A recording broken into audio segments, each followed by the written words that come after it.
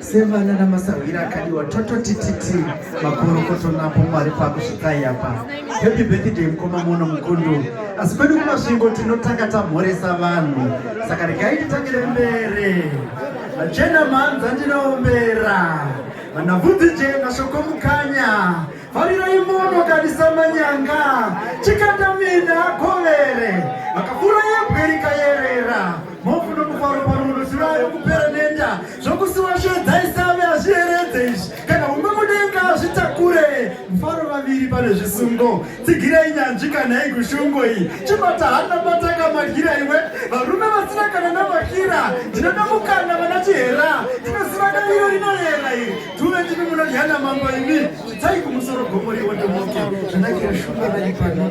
Zvanakira murambi varipo. Zvanakagara ramasango riri pano. Toda kungofara zvine utano.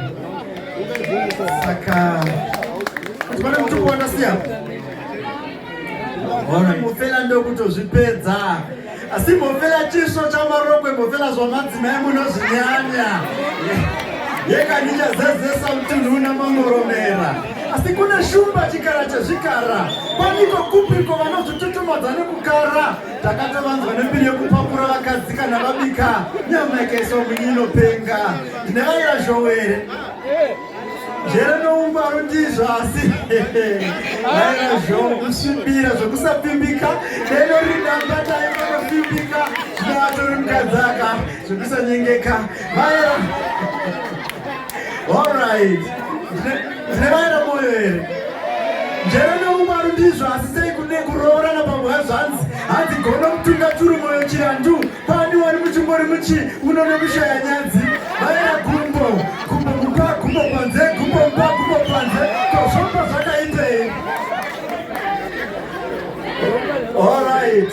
Regai tende pambizi dziripo here mbisa. Mbizi iripo here. Mbizi neshiri chiregai tichikobatanidza. Njere nokungwara ndizvo asi sei kunetepa zvokupa zha. Hanzi vanachasura chatugege. Vanoningikirira muchadenga. Mbiziwo ichiti ningikirirai bhanzi. Ndiani wakambomwani kuningira vanhu ngembizi. Handitambisi chiprokunetepa zvanamono vaira shoko. Pavhanikonyora kurarama nozvokuda. Tazvinitupo zvinobasa sezvavaira moto. Pane mutumbo anasiye. Orengerera mberi. If you're ready for more softly, please say aha. Orengerera mberi ozia. MC bisamaita zvinova nokutuka mberi mwana. Because in these sides, ladies and gentlemen, one last piece in 60 seconds of Romojira. Asi ndinongoti dai tose tichierangara nungu. Pasha wamambo wakafura bheri kabuda ropa. Vari mazambara negokomere chivavarira. Vandeona kuna uchenjeri samambo Solomoni. Asi regai nditi ndoda kudetemba nezvamukundu mono. Zvichireva kadetembo akakari monosophic. Monosplaining wake unyanzvi kuzadzama monomax. Achimupenyu mukundu nupeisando dzake nemahadzi hoyo.